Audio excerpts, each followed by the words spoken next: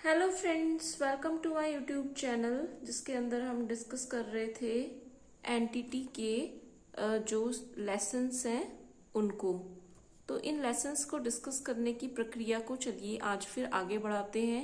I hope in this video 7 के 7 जो हमारे यूनिट नंबर 7 है उसके सारे पॉइंट्स इसमें प्रॉपरली कंप्लीट हो जाएंगे।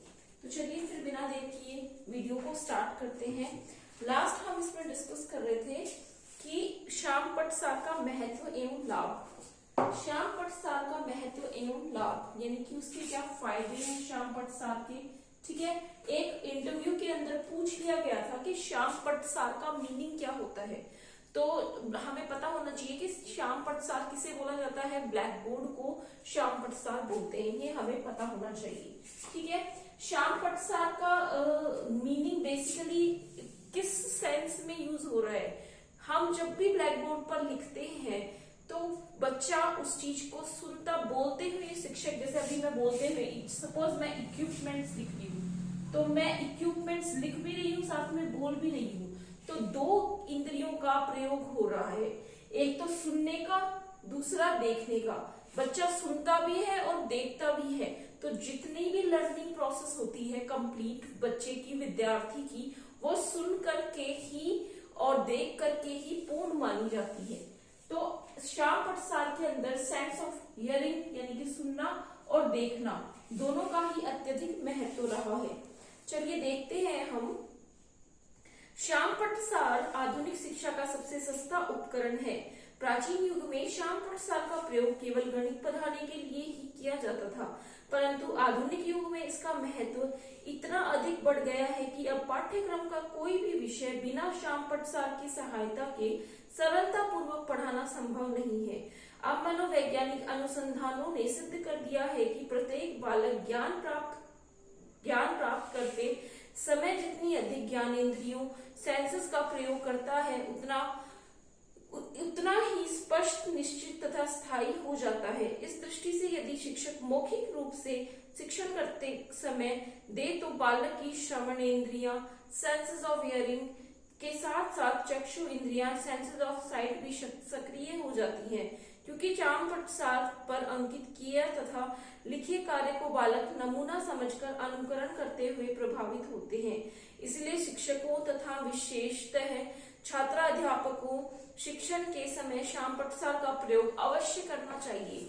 ज्यादा से ज्यादा श्याम पटसार का प्रयोग करना चाहिए, ज्यादा से ज्यादा लिखना चाहिए, क्योंकि बच्चा जब देखता है कि शिक्षक किस प्रकार से, किस प्रक्रिया से एक चौक को या फिर एक मार्कर को पकड़ के लिख रहा है, उस पूरी प्रक्रिया को जो विद्यार्थी है वो बहुत गहनता से उसका अध्ययन भी करता है। अगला पॉइंट है हमारा भारतीय स्कूल तथा प्रोजेक्ट पद्धति, यानी कि भारतीय विद्यालय हमारे और उनके अंदर जो प्रोजेक्ट विधि है उससे क्या तात्पर्य है। देखिए समझेंगे हम। भारत में प्रयोग की जाने वाली शिक्षण पद्धतियां परंपरागत तथा दोषपूर्ण है। यहाँ पर करके सीखने यानी कि लर्निंग बाय डूइंग और हस्तकृत कार्य मैनुअल वर्क को घृणित दृष्टि से देखा जाता है। मतलब भारत में लर्निंग बाय डूइंग और हस्तलिखित कार्य यानी कि हैंड रिटन वर्क दोनों को घृणित रूप में देखा जाता है, दोनों को ही अच्छा नहीं माना जाता है। ऐसे माना जाता है कि ये सपोज कीजिए बच्चों को हम जब हम भी स्कूल में स्टूडेंट्स थे, हमें ये बोल दिया जाता था कि आपको प्रैक्टिकल फाइल बना के लानी है। तो प्रैक्टिकल फाइल में आपको सब कुछ भी, जो भी आपका एक्सपेरिमेंट है, प्रोजेक्ट है, उसके लिए जो भी आपको लिख के लाना है that should be printed only. आपको हैंड रिटन नहीं लेके जाना है, दैट शुड बी प्रिंटेड। हमें भी यही बोला जाता था स्कूल में। क्यों? क्योंकि अच्छा नहीं माना जाता है हैंड रिटन को। ठीक है, क्यों नहीं माना जाता? हमारे बालकों का संपूर्ण विकास नहीं हो पाता। स्मरण रहे कि यदि हमें शिक्षा का उद्देश्य प्राप्त करना है तो हमें भी अन्य देशों की भांति ऐसी शिक्षण पद्धतियों का प्रयोग करना चाहिए जो हमारे बालकों से में हस्तकृत कार्य के प्रति आदर भाव जागृत करते हुए उन्हें सीखने के लिए प्रेरित कर सके। इन शिक्षण पद्धतियों में प्रोजेक्ट पद्धति का महत्वपूर्ण स्थान है। इसमें संदेह नहीं कि प्रोजेक्ट पद्धति में कोई दोष भी आवश्यक है, परंतु इसमें दोषों की अपेक्षा मौलिक गुण भी अधिक है। हमारे देश में बेसिक शिक्षा भी बड़े पैमाने पर एक प्रकार का प्रोजेक्ट पद्धति ही है। इसके अंदर क्रियात्मक तथा प्रोजेक्ट पद्धतियों के सभी गुणों का समावेश है। डाल्टन पद्धति का निर्माण भी बड़े बालकों के लिए प्रोजेक्ट पद्धति के आधार पर ही किया गया था। अतः हमें प्रोजेक्ट पद्धति का प्रयोग अपने स्कूल में आवश्यकता के अनुसार अवश्य करना चाहिए। बेसिक शिक्षा का आरंभ। अब हम बात कर रहे हैं बेसिक एजुकेशन की। किसकी बात कर रहे हैं हम? बेसिक एजुकेशन की। बेसिक एजुकेशन से तात्पर्य है कि शिक्षक के समीप बैठ करके शिक्षण ग्रहण करना ही बेसिक शिक्षा था। पहले गुरुकुलों के माध्यम से ये शिक्षा दी जाती थी और अब जो है बेसिक शिक्षा हमें पता होनी चाहिए कि हमारी जो शिक्षा पद्धति है वो आधुनिक है। तो हमें ये भी पता होना चाहिए साथ के साथ में कि आधुनिक के साथ साथ में जो बेसिक शिक्षा पद्धति है या प्राचीन शिक्षा पद्धति है जो गुरुकुलों में, आश्रमों में वृक्ष के नीचे बैठ करके खुले वातावरण में प्रदान की जाती थी, जिसमें किसी प्रकार का कोई भी बंधन नहीं होता था, वो बंधन रहित एक शिक्षण पद्धति होती थी।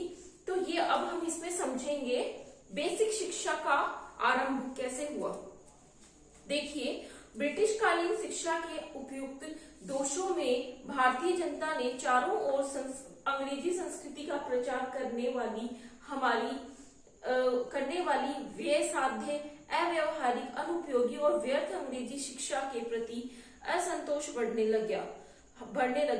भाग्यवश सन 1937 ईस्वी में कांग्रेस को 7 प्रांतों में शासन की बागडोर संभालने का अवसर प्राप्त हुआ। ऐसे समय में युग द्रविड़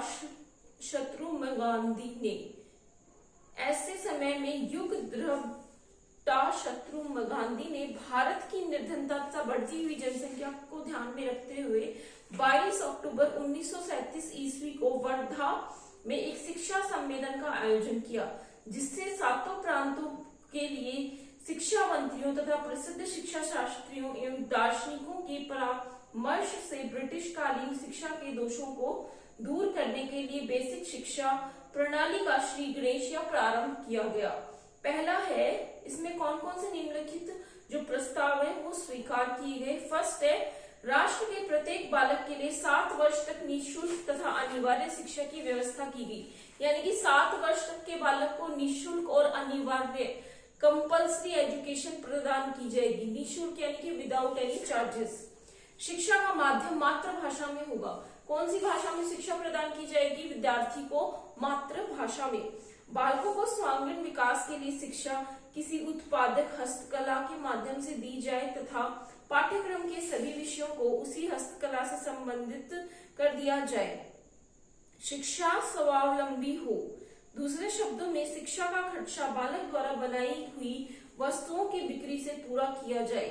बेसिक शिक्षा इसी रिपोर्ट का परिष्कृत रूप है। क्योंकि इस समिति के सम्मेलन का आयोजन वर्धा में हुआ था, इसलिए बेसिक शिक्षा को वर्धा शिक्षा योजना के नाम से भी पुकारा जाता है। हमने एक चीज जान ली कि बेसिक शिक्षा जो है, बेसिक शिक्षा को दूसरा नाम क्या है पूछा जा सकता है, वर्धा शिक्षा। क्यों? क्योंकि ये जो वर्धा नामक स्थान है, यहाँ पर से ये इसकी शुरुआत हुई थी। और इसके अंदर किन किन बातों पे ध्यान दिया गया है? पहला तो ये कि 7 वर्ष तक की आयु के विद्यार्थियों को निःशुल्क और अनिवार्य शिक्षा हो। दूसरा है, शिक्षा का माध्यम जो है वो मातृभाषा होनी चाहिए। तीसरा है, बालकों का सर्वगुण विकास हो। बालकों का सर्वांगीण विकास या सर्वगुण विकास एक ही बात है, यानी कि ओवरऑल डेवलपमेंट होना चाहिए। ओवरऑल डेवलपमेंट, DEVELOPMENT, डेवलपमेंट होना चाहिए, मतलब चहुर्मुखी विकास होना चाहिए। सारी दिशाओं से विद्यार्थी का, बालक का विकास होना चाहिए। लास्ट है, इसके अंदर बताया गया है कि जो बच्चे प्रैक्टिकल में चीजें बना रहे हैं, अपने प्रोजेक्ट के माध्यम से चीजें बना रहे हैं, उनको बेचा जाना चाहिए और उनको बेचने के बाद जो आमदनी आ रही है उसी आमदनी का प्रयोग उनके खर्चों को निकालने के लिए किया जाना चाहिए। अब हम पढ़ते हैं भारतीय स्कूल तथा डाल्टन पद्धति। भारतीय जो स्कूल है, ये शॉर्ट नोट्स हम पढ़ रहे हैं। क्या पढ़ रहे हैं? Short notes. शॉर्ट नोट्स हैं यूनिट 7 के, वो हम पढ़ रहे हैं। भारतीय शिक्षा, भारतीय स्कूल तथा डाल्टन पद्धति, भारतीय स्कूल तथा डाल्टन पद्धति, पद्धति। ओके, भारतीय स्कूल तथा डाल्टन पद्धति, इसके बारे में हम पढ़ेंगे। भारतीय स्कूलों के बारे में और डाल्टन पद्धति के बारे में हम रीड करने जा रहे हैं। देखिए, भारतीय शिक्षा का तात्पर्य है किससे? सुनिए ध्यान से। डाल्टन पद्धति को सफल बनाने के लिए विषय विशेषज्ञों, पाठ्य पुस्तकों, संदर्भ पुस्तकों तथा बहुमूल्य उपकरणों से सुसज्जित प्रयोगशालाओं एवं उचित निर्दिष्ट पाठों की आवश्यकता है। भारतवर्ष में आर्थिक कठिनाई के कारण उक्त सभी शर्तों को पूरा नहीं किया जा सकता। यही नहीं, हमारे देश की प्रचलित प्रणाली भी डाल्टन पद्धति को एक आंख नहीं देख सकती। कहने का तात्पर्य यह है कि हम डाल्टन पद्धति का प्रयोग अपने स्कूलों में मौलिक रूप से नहीं कर सकते, पर हाँ, यदि इस पद्धति के अंतर्गत कुछ आवश्यक परिवर्तन करके हमें इसे आंशिक रूप से ग्रहण कर लिया जाए तो हम भी इसके गुणों से लाभान्वित हो सकते हैं। वे परिवर्तन निम्नलिखित हैं। प्रातःकाल कक्षा शिक्षण तथा सायंकाल वैयक्तिक शिक्षण होना चाहिए। यानी कि पहली बात तो ये कह रहे हैं कि प्रातःकाल जो बच्चे को हम विद्यालय में भेज रहे हैं, वहां बच्चा सीख तो रहा ही है, साथ में उसकी इवनिंग क्लासेस भी लगाई जानी चाहिए, जिनके अंदर जो बच्चे इतने इंटेलिजेंट नहीं है, जो इतने अच्छे मार्क्स नहीं आते जिनके, या जो थोड़े कमजोर बच्चे हैं, उनको आप एक्स्ट्रा क्लास के माध्यम से वही चीजें रिपीट करवाओ। नेक्स्ट है, नवीन प्रकरण शिक्षकों के द्वारा प्रत्यक्ष रूप से पढ़ाए जाए, यानी कि नए नए टॉपिक्स जो हैं वो इंट्रोड्यूस किए जाएं शिक्षकों के माध्यम से। शिक्षकों के माध्यम से उन नए नए टॉपिक्स के बारे में डिटेल में बताया जाना चाहिए। थर्ड है, पुस्तकालय की पुस्तकों के अध्ययन को प्रोत्साहित किया जाना चाहिए। जो पुस्तकालय है, जो लाइब्रेरीज है, क्या है? लाइब्रेरीज है, उनके अध्ययन को इंपोर्टेंस दिया गया है। ठीक है।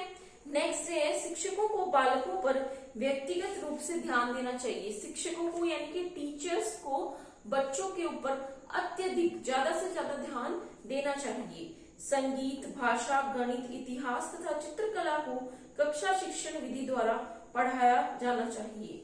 सामाजिक क्रियाओं पर अधिक बल देना चाहिए। जितनी भी सोशल एक्टिविटीज है, सामाजिक गतिविधियां हैं, उन पर भी बच्चों को अत्यधिक ध्यान देना चाहिए। ये क्या समन्वय बैठा रहे हैं हम भारतीय शिक्षण में और डाल्टन पद्धति में, यानी कि भारतीय स्कूलों तथा डाल्टन पद्धति के बीच में क्या हम, डाल्टन मेथड किसने दिया था?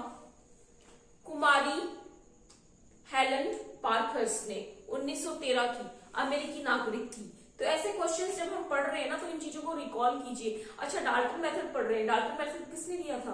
कुमारी हेलन पार्खर्स्ट ने दिया था, 1913 में दिया था, अमेरिकी नागरिक थी। इस तरह से अपने दिमाग में चीजें सेट करते रहिए। एक दो बार में देखिए नहीं याद होती चीजें, आपको 2-3 बार इनको सुनना पड़ेगा, तब जाके आपको ये चीजें याद होंगी। नेक्स्ट है, गृह कार्य का स्तरीकरण, ग्रेडेशन ऑफ असाइनमेंट, मतलब गृह कार्य, आप जो होमवर्क दे रहे हो उसका स्तर क्या होना चाहिए, यानी कि उसका लेवल क्या होना चाहिए। जो होमवर्क आप प्रोवाइड कर रहे हो उस होमवर्क का लेवल क्या होना चाहिए, या फिर आप कैसे कह सकते हैं कि जो आपने स्तर दिया है होमवर्क के लिए वो उपयुक्त है। देखिए, तार्किक, मनोवैज्ञानिक, शिक्षक को चाहिए कि वह पहले गृह कार्य को पहले एक तर्कपूर्ण श्रृंखला में प्रस्तुत करे। यानी कि सबसे पहले शिक्षक का कार्य ये होना चाहिए कि वो एक तर्कपूर्ण कार्य द्वारा जो भी होमवर्क दिया जा रहा है उसको विद्यार्थियों के समक्ष प्रस्तुत करे। विद्यार्थियों को पता होना चाहिए कि घर से हमें क्या काम करके लाना है। ऐसा नहीं होना चाहिए कि विद्यार्थी जो है वो होमवर्क अपनी मम्मी से करवा ले। सॉरी, देखिए करें और फिर उसके स्तरीकरण ग्रेडेशन बालकों की मानसिक योग्यता, रुचि और विलास की आवश्यकताओं को ध्यान में रखते हुए करें। दूसरे शब्दों में गृह कार्य का स्तरीकरण तार्किक तथा मनोवैज्ञानिक दोनों ही क्रमों के आधार पर होना चाहिए। इस संबंध में यह बात ध्यान देने की है कि गृह कार्य को स्थानांतरित करने के लिए कुछ शिक्षण सूत्रों मैगजीम्स ऑफ टीचिंग का प्रयोग किया जाना भी आवश्यक है। कौन कौन से मैगजीम्स ऑफ टीचिंग है? From known to unknown, concrete to abstract, from known to unknown, from concrete to abstract, from simple to complex।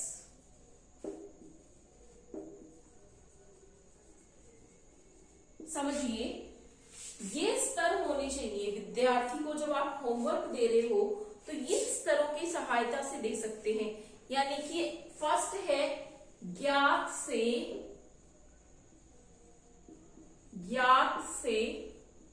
अज्ञात की ओर। दूसरा है कॉन्क्रीट टू एब्स्ट्रैक्ट। कॉन्क्रीट मतलब मूर्त से अमूर्त की ओर। कॉन्क्रीट मतलब होता है अमूर्त से मूर्त की ओर। थर्ड है सिंपल, सरल लेवल से, यानी कि सरल होना चाहिए। सरलता से ही तो आप कठिन की ओर लेकर के जाएंगे विद्यार्थी को होमवर्क के दौरान। अगला हम पढ़ते हैं शिक्षा तथा शिक्षण में अंतर। एक तो होता है शिक्षा, यहां लिख देती हूं। एक तो होता है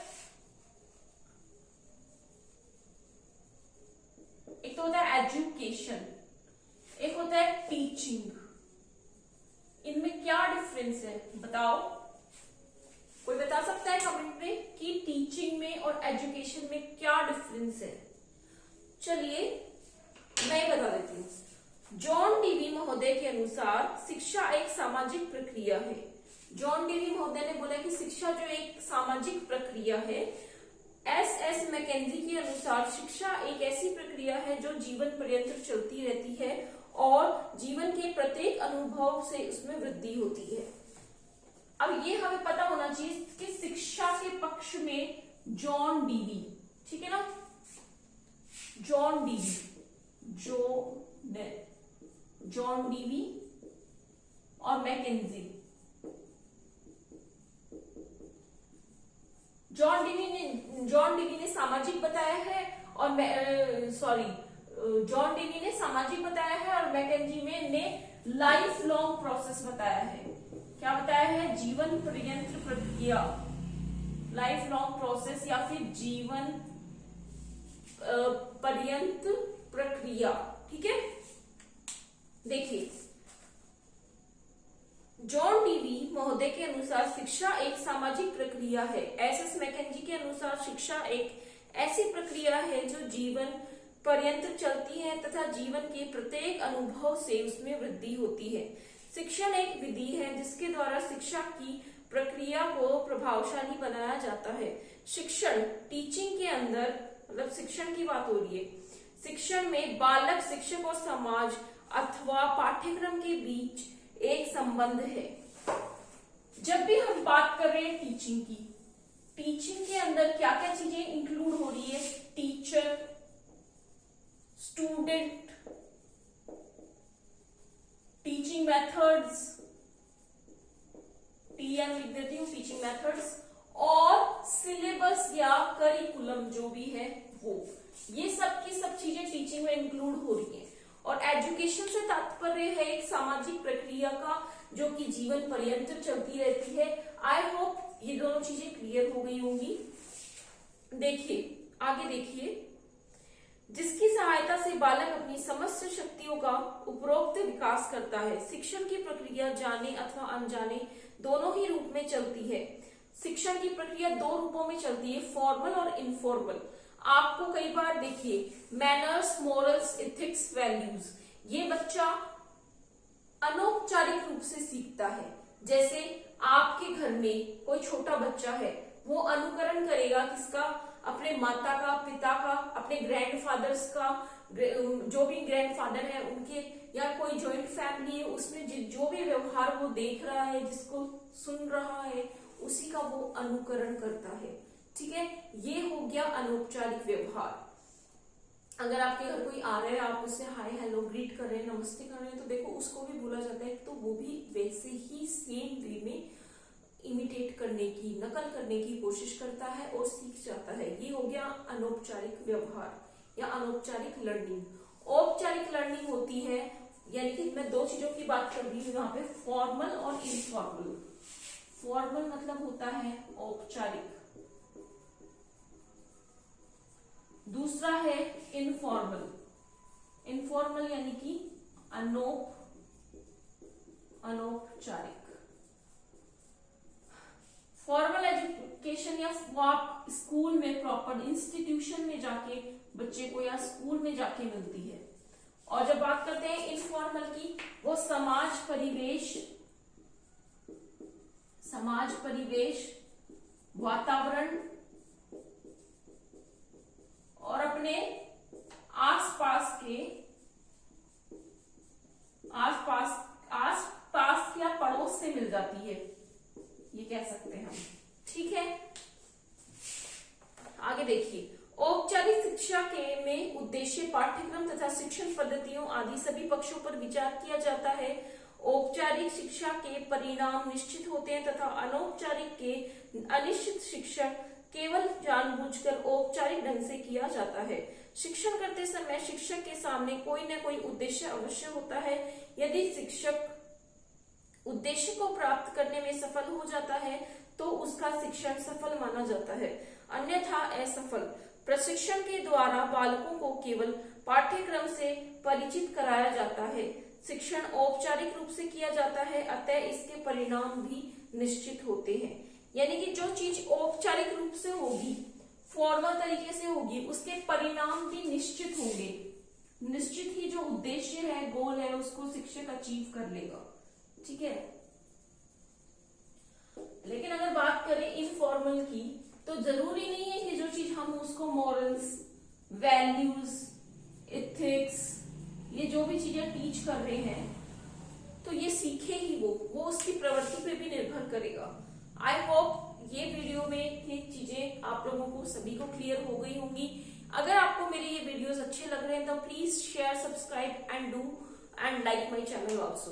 thank you very much. Next हम वीडियो में इंडक्टिव मेथड और यानी कि आगमन विधि और निगमन विधि के बारे में डिस्कस करेंगे। Thank you so much.